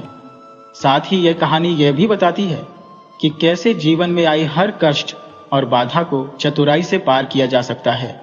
कहानी में कुछ ऐसे मोड़ हैं जो आपको सोचने पर मजबूर कर देंगे। कहानी शुरू करने से पहले मैं आप सभी से विनम्र निवेदन करता हूं कि आप केकीवी स्टोरी को अभी सब्सक्राइब कर लें। साथ ही इस वीडियो को लाइक, शेयर और कमेंट जरूर करें। आपके समर्थन से ही हमारा मनोबल बढ़ता है। आइए कहानी शुरू करते हैं। पुराने जमाने की बात है। एक गांव हुआ करता था जिसका नाम रघुनाथपुर था। उस गांव में बहुत से किसान रहते थे जो खेती बाड़ी करके ही अपना गुजारा चलाते थे। रघुनाथपुर की गिनती पूरे राज्य में सबसे आगे होती थी, खासकर खेती के मामले में। नगर के बड़े बड़े व्यापारी भी रघुनाथपुर के मेहनती किसानों पर ही निर्भर रहते थे और उनका पूरा कारोबार इन्हीं के बलबूते चलता था। उसी रघुनाथपुर गांव में एक बहुत ही साधारण और नेक दिल किसान रहा करता था जिसका नाम प्रेमदयाल था। प्रेमदयाल अपने नाम के बिल्कुल विपरीत नहीं थे, बल्कि वह सचमुच प्रेम से भरे और दयालु थे। उनका स्वभाव ऐसा था कि भले ही उनके अपने घर में खाने को हो या ना हो, लेकिन उनके दरवाजे पर जो भी व्यक्ति आता था उसे पेट भरकर भोजन कराए बिना वह कभी विदा नहीं करते थे। उनकी पत्नी का नाम लाजवंती था और वह भी बहुत ही धर्मात्मा और साध्वी महिला थी। भगवान ने यह जोड़ी शायद उनके पिछले कर्मों के अनुसार ही बनाई थी, या यूं कहिए कि उन दोनों पति पत्नी में 36 गुण आपस में मिलते थे और दोनों एक दूसरे के लिए सर्वथा उपयुक्त थे। प्रेमदयाल के पास खेत का बस एक छोटा सा टुकड़ा था। वह उसी में खेती करते थे और उसी से अपना तथा अपनी पत्नी का खर्चा चलता था। एक दिन की बात है, किसान प्रेमदयाल अपने छोटे से खेत में जी तोड़ मेहनत कर रहा था। तभी उसने देखा कि गांव का सबसे बड़ा जमींदार जग्गू पहलवान सीधा उसके खेत की ओर ही आ रहा है। यह देखते ही प्रेमदयाल अपने खेत से बाहर निकल आया। जग्गू वहीं पहुंच गया। जग्गू पहलवान केवल सबसे बड़ा जमींदार ही नहीं था, बल्कि वह रघुनाथपुर का सबसे धूर्त और कपटी आदमी भी था। उसकी बुरी आदत थी कि वह आए दिन गांव के छोटे मोटे किसानों की जमीन धोखे से हड़प लेता था। जग्गू को अपनी तरफ आते देखकर प्रेमदयाल मन ही मन बहुत घबरा गया था। जग्गू ने आते ही रौबदार अंदाज में कहा, और छोटे मोटे किसान प्रेमदयाल, क्या हाल है, कैसे हो? प्रेमदयाल ने जरा संभल कर जवाब दिया, मैं तो ठीक हूं जग्गू दादा, आप बताइए मेरे यहाँ कैसे आना हुआ? जग्गू ने चेहरे पर मक्खन लगाते हुए कहा, अरे प्रेमदयाल, मैं तो तुम्हारी भलाई के लिए यहाँ आया हूँ। दरअसल मेरी दिली इच्छा है कि तुम चैन से अपना जीवन जियो। ये दिन भर खेतों में हड्डियां घिसने से तुम्हें भला क्या मिल पाएगा? सिवाय 2 वक्त की रोटी के कुछ हाथ नहीं आता। प्रेमदयाल ने जरा स्पष्टता से कहा, जग्गू दादा, मुझे घुमा फिराकर बातें करना जरा भी समझ नहीं आता। मैं तो एक सीधा साधा किसान हूँ। मुझे आपकी चालबाजी और पैंतरे बिल्कुल समझ नहीं आते। आप सीधा सीधा बताइए कि आपको मुझसे क्या चाहिए? जग्गू ने कहा, अरे भाई प्रेमदयाल, बात ऐसी है कि तुम्हारा यह छोटा सा खेत का टुकड़ा मेरे खेत से ही लगा हुआ है। तुम इसमें दिन भर पसीना बहाते हो, पर तुम्हें कोई खास लाभ नहीं होता। बस 2 वक्त का भोजन मिल जाता है, और तुम्हारी अभी अभी तो नई नई शादी हुई है। अरे बुद्धू, तुम इधर खेत में काम करते रह जाओगे और उधर कोई तुम्हारी पत्नी को लेकर भाग जाएगा। प्रेमदयाल को सुनकर गुस्सा आया, पर वो शांत रहा। जग्गू ने आगे कहा, इसीलिए तुम एक काम करो, यह अपना छोटा सा जमीन का टुकड़ा मुझे बेच दो। बदले में मैं तुम्हें उसका मुंह मांगा पैसा दूंगा और साथ ही तुम्हें अपने साथ एक अच्छी तनख्वाह देकर काम पर भी रख लूंगा। प्रेमदयाल अच्छी तरह जानता था कि जग्गू ऐसी ही मीठी मीठी बातें बोलकर न जाने कितने सीधे साधे किसानों की जमीन हड़प चुका है। प्रेमदयाल ने जरा आत्मविश्वास से कहा, जग्गू पहलवान, बात ऐसी है कि मैं अपना खेत किसी को नहीं दे सकता। दरअसल मैं इस साल एक ऐसी अनोखी फसल बोने वाला हूं जिससे मुझे बहुत ज्यादा आमदनी होगी। इतना पैसा मिलेगा कि मैं तुम्हारी जमीन खरीदने की सोच रहा हूं, और तुम उल्टे मुझसे ही मेरा खेत लेने आ गए। जग्गू मन ही मन बहुत चौंका। उसने सोचा, अरे ये साला ऐसा कौन सा बीज बोने वाला है कि यह मेरा ही खेत खरीद लेगा? उसने तुरंत प्रेमदयाल से पूछा, भाई प्रेमदयाल, जरा हमें भी तो बताओ, ऐसा कौन सा अद्भुत फसल है जिसे बेचकर तुम मेरा खेत ही खरीद लोगे? प्रेमदयाल ने मुस्कुराते हुए जवाब दिया, जग्गू दादा, बस समय का इंतजार कीजिए, आपको खुद ही पता चल जाएगा। मैं अभी इस फसल का नाम नहीं बता सकता। दरअसल यह एक गुप्त योजना है जिसे सिर्फ मैं जानता हूं। मैंने तो ये बात अपनी पत्नी तक से नहीं कही है, फिर आपको कैसे बता दूं? जग्गू जिस गुस्से और तेवर में आया था, उतने ही ढीले और उदास मुंह के साथ वहां से वापस लौट गया। प्रेमदयाल की जान में जान आई। उसने मन में सोचा, ससुराल को खूब अच्छा मूर्ख बनाया, बड़ा आया था मेरा खेत हड़पने। उसी शाम को प्रेमदयाल अपने घर लौटा। उसकी पत्नी लाजवंती ने आते ही कहा, अजी सुनते हैं? प्रेमदयाल ने जवाब दिया, हाँ भाग्यवान, बोलो क्या बात है? पत्नी लाजवंती बोली, आज दोपहर में एक महात्मा आए थे। मैंने उनकी खूब सेवा सत्कार की। इसके बाद उन्हें भोजन कराया। जाते समय मैंने उनको 5 रुपये दक्षिणा भी दी। वह आगे बोली, महात्मा जाते जाते मुझे पुत्र प्राप्ति का आशीर्वाद दे गए। उन्होंने कहा कि बहुत जल्द तुम्हें एक पुत्र होगा। प्रेमदयाल बोले, वाह, तुमने तो बहुत ही बढ़िया काम किया जो तुमने महात्मा का इतना आदर सत्कार किया। इसी तरह जो भी साधु संत हमारे दरवाजे पर आए, तुम उन्हें कभी खाली हाथ मत जाने देना। भगवान ने चाहा तो हमें जरूर एक दिन संतान की प्राप्ति होगी। दरअसल उनकी शादी को 5 वर्ष बीत चुके थे, मगर प्रेमदयाल को अब तक कोई पुत्र नहीं हुआ था। इस बात को लेकर दोनों पति पत्नी काफी चिंतित रहा करते थे। उन्हें अपने बुढ़ापे की चिंता सताती रहती थी कि अगर उनका कोई औलाद नहीं होगा तो जिस दिन उनके हाथ पैर साथ छोड़ देंगे, उसी दिन से उनकी दुर्दशा शुरू हो जाएगी। धीरे धीरे समय का चक्र घूमने लगा। कब 10 वर्ष और बीत गए उन्हें पता ही नहीं चला। मगर किसान प्रेमदयाल के घर में अब तक एक भी संतान का आगमन नहीं हुआ। किसान और उसकी पत्नी ने अब इसे विधि का विधान मान लिया था। वे अब संतान प्राप्ति के लिए कोई यत्न भी नहीं करते थे। अब दोनों पति पत्नी मिलकर खेतों में काम करते। एक दिन प्रेमदयाल अपनी पत्नी से बोले, लाजवंती, लगता है भगवान हमारे किस्मत में संतान सुख लिखना भूल गए हैं। तुम अब इन सब बातों का चिंतन छोड़ो। हम लोग अब अपने बुढ़ापे के लिए धन इकट्ठा करना शुरू करेंगे। अगर हमारे पास ढेर सारा धन होगा तो बहुत सारे लोग हमारी सेवा करेंगे। दोनों पति पत्नी अपना सारा अनाज एक ही सेठ को देते थे, जिसका नाम भोलन बावरा था। लगभग 10 वर्षों से भोलन बावरा किसान प्रेमदयाल की सारी फसल खरीद लेता था। वह किसान का भरोसेमंद और वफादार सेठ था। किसान के घर अक्सर आने जाने के कारण सेठ भोलन बावरा किसान से काफी घुल मिल गया था और दोनों बहुत ही घनिष्ठ मित्र हो गए थे। भोलन बावरा नगर का सबसे बड़ा अनाज व्यापारी था। उसके यहाँ सभी किसान अपनी फसल बेचते थे। इसका कारण यह था कि वह समय से सबका पैसा खुद उनके घर भिजवा देता था।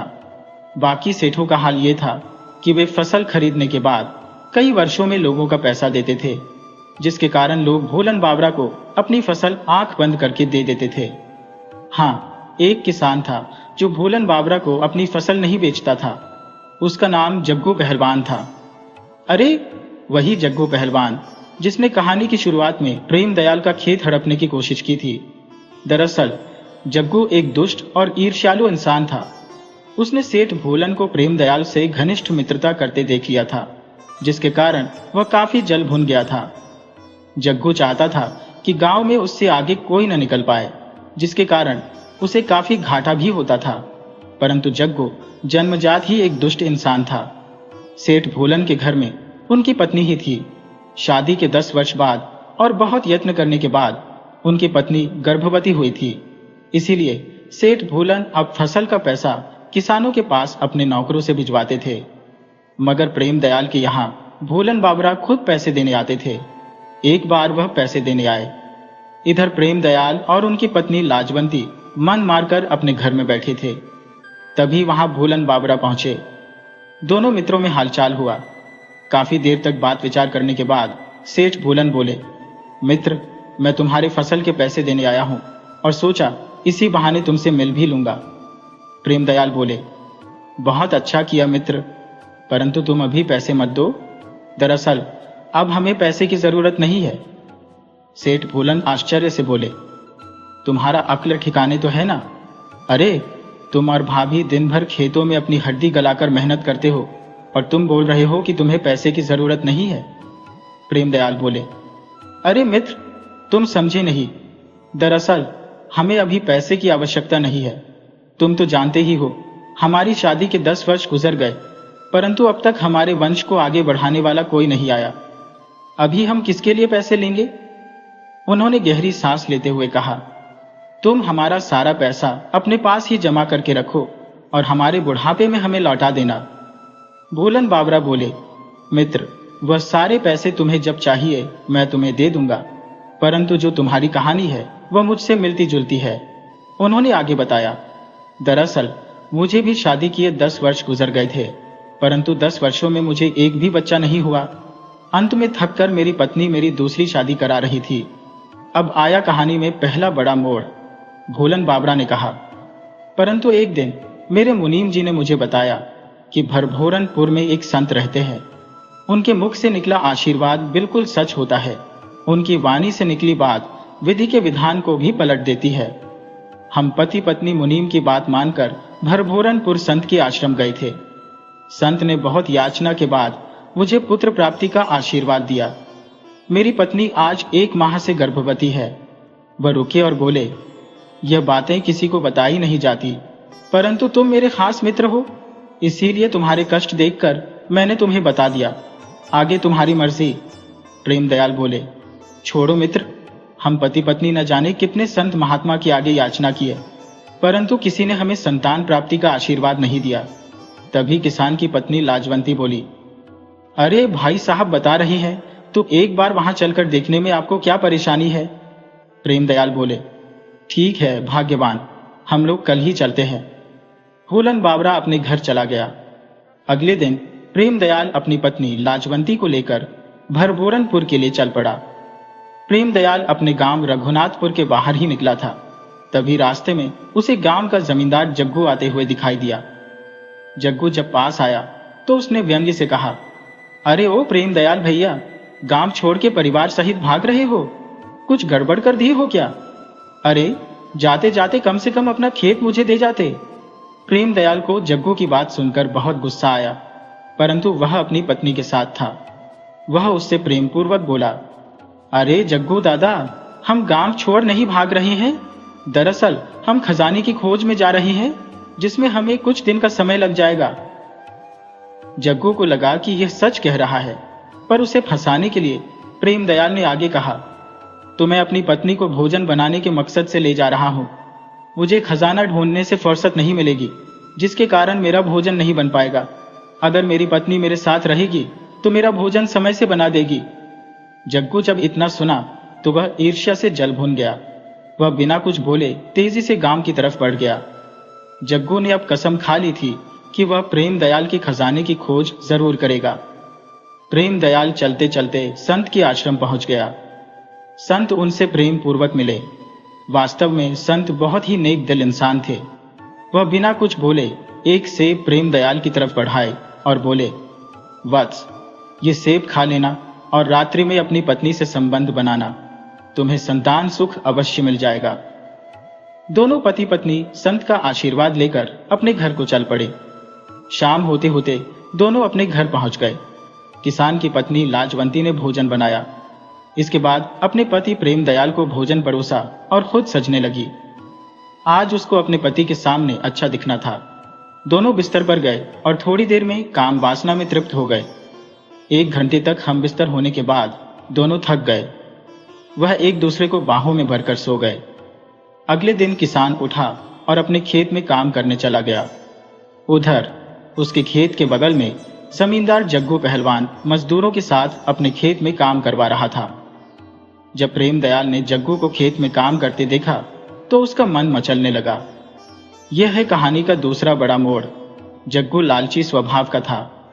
प्रेमदयाल की खजाने वाली बात जानने के लिए वह फिर से प्रेमदयाल के पास चला आया और बोला, और भैया प्रेमदयाल, क्या हुआ? तुम तो खजाने की खोज में गए थे। क्या हुआ, खजाना नहीं मिला क्या? प्रेमदयाल बोला, अरे भैया जग्गू, तुम नीचे के बाल हो क्या? एकदम गजब बकचौनहार आदमी हो। अरे खजाने का मतलब तुम समझे नहीं। प्रेमदयाल ने चतुराई से कहा, दरअसल मैं बीज लाने नगर गया था। बीज को जब खेत में बोऊंगा तो मौसम के अनुसार फसल होगी। फसल होने के बाद अनाज बाजार में बिकेगा। जब अनाज बिकेगा तो उससे पैसा मिलेगा। वैसे भी तुम तो जानते ही हो, मेरा मित्र नगर का सबसे बड़ा व्यापारी भोलन बाबरा है। वह सबसे अधिक कीमत में मेरा फसल लेता है, जिसके कारण एक तरह से मुझे खजाना ही मिलता है। जग्गू समझ गया कि प्रेमदयाल उसे ससुरा बेवकूफ बना रहा है। उसने वहां से सड़क जाने में ही भलाई समझी। वह चुपचाप वहां से चला गया। शाम को प्रेमदयाल अपने घर आया तो उसकी पत्नी उल्टी कर रही थी। लगभग 1 माह बाद उसकी पत्नी ने उसे खुशखबरी सुना दी कि वह पेट से है। उधर सेठ भोलन बाबरा के घर में 2 जुड़वां लड़के पैदा हुए। वह खुश हो मिठाई लेकर प्रेमदयाल के घर दौड़ता हुआ आया। भोलन बाबरा आते ही प्रेमदयाल को गले लगाया और बताया कि महात्मा के आशीर्वाद से मेरे 2 जुड़वां बेटे पैदा हुए हैं। प्रेमदयाल बोला, मित्र, मेरी पत्नी भी महात्मा के आशीर्वाद से गर्भवती है। दोनों के जीवन में खुशी की लहर दौड़ उठी। धीरे धीरे समय का चक्र चला। 9 माह बाद प्रेमदयाल की पत्नी ने 2 जुड़वां बेटियों को जन्म दिया। प्रेमदयाल खुशी से नाच उठा। उसे बेटा या बेटी में कोई फर्क नहीं था। उस जमाने में बेटा बेटी में लोग अंतर नहीं मानते थे, बल्कि खुश होते थे। लाजवंती ने 50 वर्ष की उम्र में 2 जुड़वां बच्चियों को जन्म दिया था। धीरे धीरे समय गुजरता गया। किसान और उसकी पत्नी अपनी बेटियों के जवान होने तक काफी बूढ़े हो गए थे। किसान का खेत का काम अब उसकी बेटियां संभालती थी। किसान से अब कोई भी काम नहीं हो पाता था। एक दिन अचानक से बूढ़ा किसान चल बसा। अब 2 बेटियों की जिम्मेदारी अकेली मां पर आ पड़ी। मां अपनी बेटियों का पालन करने लगी। किसी तरह गरीबी में पाल पोस कर बड़ी की तथा दोनों बेटियों की शादी कर दी। पहले के जमाने में विवाह के बाद भी गरीब परिवार की बेटियां तुरंत ससुराल नहीं जा पाती थी। उन्हें अपने पीहर में ही 3 साल या 5 साल रहना पड़ता था। उसके बाद उनका गौना होता था, तब वे ससुराल जा पाती थी। तो दोनों बेटियां विवाह के बाद भी मायके में रह गई। मां काफी बूढ़ी हो चली थी, तो उससे कोई काम धंधा नहीं हो पाता था। और तभी अचानक से पूरे गांव में सूखा पड़ गया, जिसके कारण खेतों में फसल की बुवाई नहीं हो पाई। अब तो 2 वक्त का भोजन का प्रबंध करना भी आफत आने वाली थी। दोनों लड़कियों ने आपस में तय किया कि वह जंगल से लकड़ी काटकर बाजार में बेचने का काम करेंगी, जिससे भोजन का प्रबंध हो जाएगा। दोनों बहनें कुल्हाड़ी उठा जंगल से लकड़ी काटकर लाती और बाजार में बेचकर अपनी तथा अपनी मां की गुजारा करती थी। उसी गांव में बहुत पहले एक आदमी को एक लड़का हुआ था, जिसका मुख बंदर का था। उस आदमी ने उसे बंदर समझकर जंगल में फेंक आया था। भगवान जिसे नहीं मारना चाहते वह कभी नहीं मरता, वह दुर्गम स्थान पर भी जीवित रह जाता है। तो उस लड़के को एक बंदरिया ने उठा लिया और उसे पालने लगी। धीरे धीरे वह बड़ा हुआ। चूंकि उसका शरीर आदमी का था, सिर्फ मुंह बंदर का था, तो वह बंदरों से बड़ा हो गया। बंदर भी उसे अपने झुंड से भगा दिए थे। वह मनुष्य की तरह बोल लेता था। उसे शर्म भी आने लगी थी, तो वह किसी के यहां से कपड़े चुराकर पहनने लगा था। वह गांव में कम ही आता था, ज्यादातर जंगल में ही पड़ा रहता। चूंकि वह अब छोटा नहीं था, सयाना हो चला था। एक दिन उसकी नजर दोनों बहनों पर गई। यह है कहानी का तीसरा और सबसे बड़ा मोड़। उसे देखते ही उसके मन में काम वासना का हलचल मचने लगा। उसने सोचा कि दोनों से जबरदस्ती करो, मगर उनके हाथ में कुल्हाड़ी देखकर वह डर गया। दोनों साथ ही रहती थी और धारदार कुल्हाड़ी रखती थी। शरीर से भी मजबूत थी।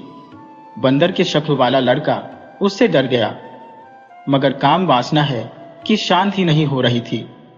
उसने पक्का सोच लिया कि किसी भी तरह दोनों को पत्नी बनने के लिए मना लो। वह लड़कियों के जंगल पहुंचने से पहले ही सूखी लकड़ियां इकट्ठा कर रख देता। फिर जब लड़कियां जंगल जाती तो वो बोलता कि हमने तुम दोनों के लिए पहले से ही लकड़ी इकट्ठा करके रखा है, उसे ही ले जाओ। क्यों बेकार में मेहनत करोगी? मैं रोज कहीं न कहीं से लकड़ी इकट्ठा करके रखूंगा। लड़कियों को भी लगा कि बंदर हमारी मदद कर देता है तो बहुत अच्छी बात है। इस तरह कई दिन बीत गए।